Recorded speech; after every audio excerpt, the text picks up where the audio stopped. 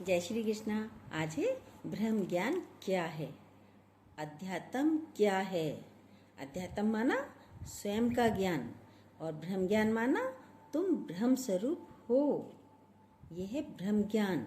ये सिर्फ हमें गुरु से मिलता है। पूरा जरूर सुनिएगा, तभी समझ में आता है। ये बहुत बड़ी बड़ी बातें हैं, पूरी जरूर सुनिएगा। वो समझ आपको मिल जाए जो तुम असल में हो, वो समझ कोई नहीं देता। You are not this body. आप ये बॉडी नहीं हो, आप शरीर नहीं हो। शरीर इतना सा एक बूंद के रूप में माँ के गर्भ में आता है, फिर वृद्धि हुई और वृद्धि हुई, धीरे धीरे बढ़ता है और लास्ट में क्या होता है, संकुचन होता चला जाता है। बुढ़ापा आता है, झुर्रियाँ आती हैं, शरीर की वृद्धि रुक जाती है, कमजोरी शुरू हो जाती है, ताकत क्षीण हो जाती है। लगता है अब तो ताकत ही नहीं रही शरीर में। याददाश्त भी कम हो जाती है, सामान रखकर भूल जाती है ना, कहते हैं अरे पता नहीं कहाँ रखकर भूल गई। तो याददाश्त भी कम हो जाती है। तो घटता और बढ़ना, ये घटना और बढ़ना ये शरीर का कार्य है जो चलता ही रहता है। लेकिन यू आर सीयर, आप देखने वाले हो, आप बॉडी नहीं हो, शरीर नहीं हो। तुम नहीं बदले। देखने वाला कौन है? भगवान। वो नहीं बदलता। तुमने बचपन भी देख लिया, तुमने जवानी भी देख ली, अब तुम वृद्धावस्था को भी देख रहे हो। तुम इन अवस्थाओं से अलग होकर इसको जानने वाले बनते जाओ। राई के दानों की तरह अपनी वृत्तियों को इधर उधर मत फैलाओ। हर एक को भगवान ने अपनी बॉडी दी है, इसको जानो।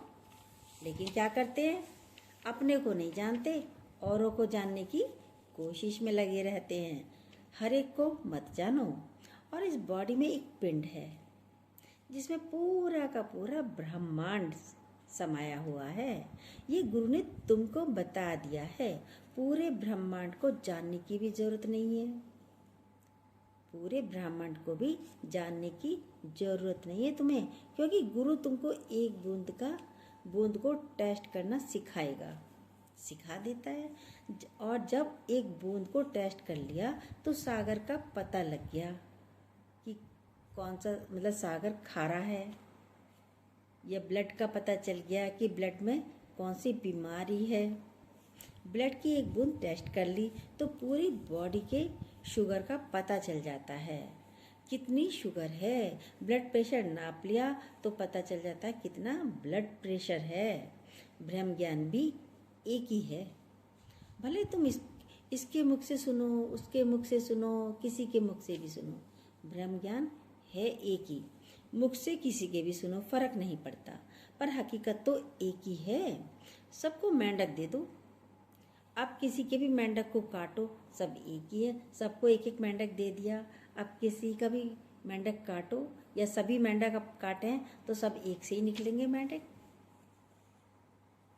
उसको देखो, उसको समझो। जीवन में पहले अपनी बॉडी मिली और पहले औरों को मत जानो। पहले अपनी बॉडी मिली, अपने को जानो, औरों को मत जानो। जीवन में पहले अपनी बॉडी मिली है तो अपने को ही जानो। पहले तुमको भगवान ने ये पिंड दिया है, इस पिंड में पूरा ब्रह्मांड है, ये गुरु ने बता दिया। इस पिंड को जान लो, फिर तुम पूरे ब्रह्मांड को जान जाओगे।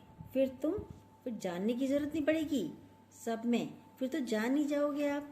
ब्रह्म ज्ञान माना स्वयं का ज्ञान। हकीकत अगर देखो तो आज विज्ञान ने इतना जानने की कोशिश की है, तब भी कहते हैं इंसान के दिमाग की कौन सी नस खराब है ये नहीं पता चल पाता। कैंसर कैसे हुआ आज तक ये नहीं पता चला। कैंसर क्यों हो जाता है, किस बीमारी के कारण कैंसर होता है, क्या होने के कारण कैंसर होता है, आज तक कोई भी डॉक्टर ये नहीं बता पाए। सबसे बड़ी माया ये शरीर ही है। पिंड सुख भी देता है और पिंड दुख भी देता है, पर तुम दोनों से दूर रहो। आत्म सुख में रहो, आत्म सुख में रहो। आत्म सुख किसी पर आधारित नहीं होना चाहिए। आत्म सुख तो किसी पर आधारित होता ही नहीं। मीरा अपने सत्य पर चली, प्रहलाद अपने सत्य पर चला, पिता रूठ गया। परवाह नहीं की दोनों में से किसी ने भी। अत्याचार इतना बढ़ गया कि परमात्मा को ही अवतार लेना पड़ा। अत्याचार प्रहलाद के पिता का इतना बढ़ गया कि भगवान को ही आना पड़ा, अवतार लेना पड़ा। मीरा के ऊपर जुल्म हुआ। भाई मीरा के ऊपर जुल्म किया किसने? राणा ने किया था। उस पर जुल्म और जहर का प्याला पिला गया। जुल्म भी किया, जहर का प्याला भी दिया मीरा को, लेकिन उसके अंदर में अमृत इतना था कि जहर भी अमृत हो गया मीरा के अंदर। प्रभु प्रेम से जहर हुआ अमृत, प्रभु के प्रेम से जहर भी अमृत हो गया और ज्ञान की ज्योति जला गया और ज्ञान की ज्योति को जला गया। आज कोई मीरा को भूल सकता है? बताओ, नहीं भूल सकता। एक राधा थी, एक मीरा, दोनों ने श्याम को चाहा। राधा को फिर भी सहूलियत थी, भगवान सामने तो थे, लेकिन मीरा के तो सामने थे ही नहीं भगवान। मीरा ने तो अपनी भक्ति से भगवान को प्रकट किया, मीरा ने तो पत्थर से भगवान को प्रकट किया। हम इंसान में भी भगवान नहीं देख पाते, कितनी गलत बात है। उसने पत्थर से भगवान प्रकट कर लिया, लेकिन हम इंसान में भी भगवान को नहीं देख पाते। हम सर्व में देखें, हम सब में क्या देखें? हम सब में भगवान को देखें, पर ये एक्सपेक्टेशन ना रखें कि वो भी हमें भगवान देखें, पर ये एक्सपेक्टेशन ना रखें कि वो भी हमें भगवान देखे। ये जो एक्सपेक्टेशन है ये हमको दुखी करती है।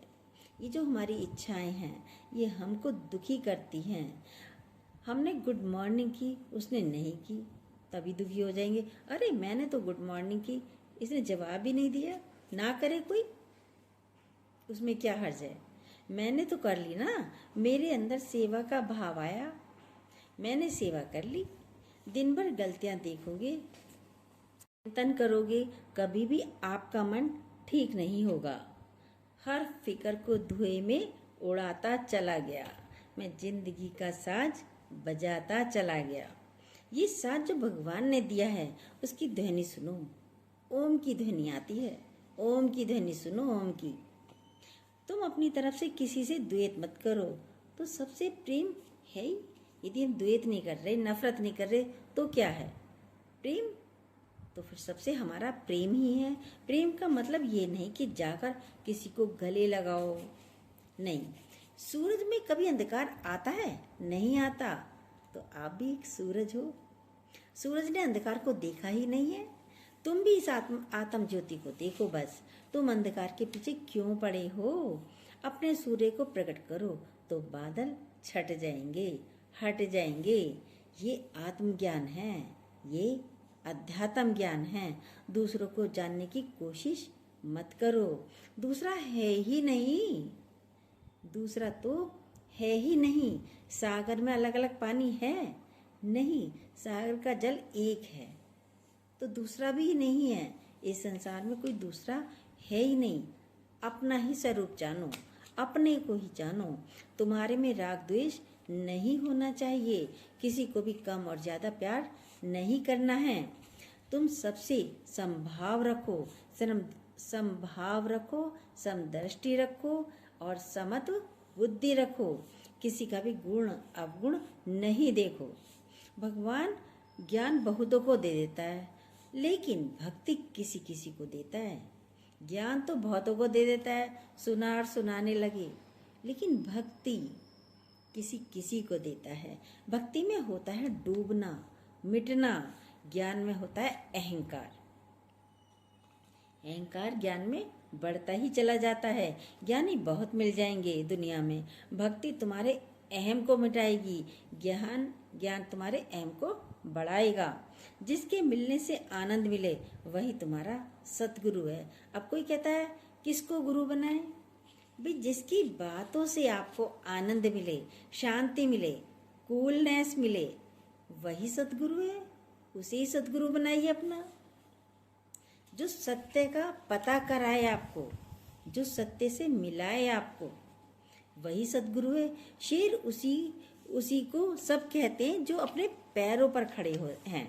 शेर उसी को कहते हैं जो अपने पैरों पर खड़े हैं। तूफानों से जो नहीं डरते वो दीवाने हैं। कबीर ने क्या किया? मन निर्मल भया जैसे गंगा नीर, पाछे लागे हरी फिरे, कहत कबीर कबीर। कबीर ने कुछ और थोड़ी किया, बस मन को निर्मल साफ किया, बिल्कुल साफ। अब उसके पीछे तो हरि फिर रहे, नारायण फिर रहे, भगवान फिर रहे। अरे कबीर रुको, अरे कबीर रुको। कबीर चला जा रहा है। तुम अपने मन को निर्मल करते जाओ। निर्मल मन के शीशे में तू प्रभु का दर्शन पाएगा। निर्मल मन यदि हो गया तो प्रभु का दर्शन तो हो जाएगा यहीं। तुम निर्मलता रखो, सफाई रखो, अपने को साफ करते जाओ। परमात्मा निराकार तुम्हारे अंदर आसन जमा लेगा।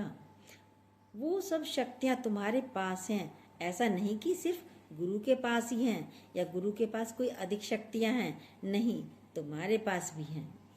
जो तू है सो मैं हूँ, जो मैं हूँ सो तू है। गुरु तो हमेशा यही कहता है, अरे तो ही मोही, मोही तो ही, अंतर कैसा मेरे में और तुझ में और मुझ में अंतर कैसा? कोई अंतर नहीं है।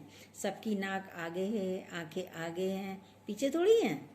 सब देखो सृष्टि में, सभी को देखो, सबकी नाक आगे, भले छोटी हो, मोटी हो, लंबी हो, पर है आगे, आंखें भी आगे हैं। परमात्मा ने सबको एक सही बनाया है, सबको। तुम तो खाली अपनी शक्ति को उजागर करो। पानी तुम्हारे पास है, मिट्टी निकालनी है। पानी तो अंदर है तुम्हारे पास, बस मिट्टी निकालनी है। जो वेस्टेज है उसे निकालना है। पहले पानी मटमैला निकलेगा, गंदा निकलेगा, फिर साफ पानी आएगा। पहले तो सरकारी पानी आता था, घरों में आता था ना, सभी जानते होंगे। लेकिन वो समय पर आता था, सुबह आ गया, शाम आ गया, दोपहर को भी आ गया। उसको भर कर रखना पड़ता था, इकट्ठा करके रखना पड़ता था पूरे दिन के लिए। पर अब तो सबके पास अपने अपने समर सेविंग हैं। जब मन चाहे पानी निकाल लो, जब मन चाहे पानी भर लो, जब मन चाहे ठंडा ठंडा पानी ले लो, है नहीं है?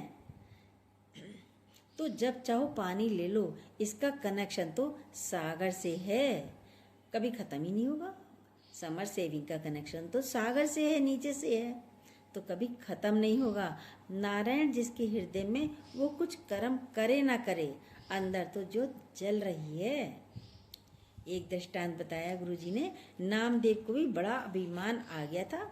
जब टेस्टिंग हुई, सामने कुमार रहता था, उससे बोला टेस्टिंग करो सबकी। कुम्हार का तरीका होता है टक टक करके, घड़े को भी टक टक करके देखता है ना कि हाँ काचा है या पक्का है। तो कुम्हार का तरीका होता है ये देखने का। तो सबसे पहले नामदेव के सर पर टक टक करी, तो बोला कच्चा है, कच्चा भी देखा, कच्चा है या पक्का है। तो टक टक करते नामदेव बोल पड़ा।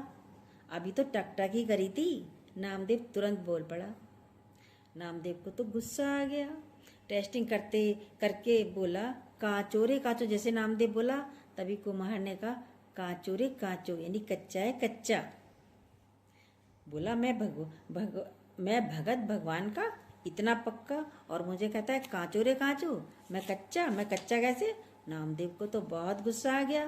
कुम्हार बेचारा सीधा सरल था। नामदेव बोला मेरे साथ रोज भगवान बात करते हैं, मूर्ति से प्रकट होते हैं और आकर दूध भी पीते हैं मेरे साथ बैठकर, तो मैं कच्चा कैसे हूँ? और ये मुझे कच्चा बोलता है। आज मैं भगवान से ही पूछूंगा। रात में भगवान प्रकट हुए। बोला उसने भगवान को जैसे ही देखा, ये छोटी जाति का कुम्हार मेरे को बोल रहा है कच्चो रे कच्चो। भगवान ने कहा सही कह रहा है। अब तुम भी भगवान उसका पक्षपात कर रहे हो, उसी की तरफ से बोल रहे हो। भगवान बोले नहीं, वो सही कह रहा है। बोला भगवान ने हाँ सही कह रहा है। बोला क्यों? मैं पक्का भगत हूँ, तभी तो तुम मेरे पास आते हो।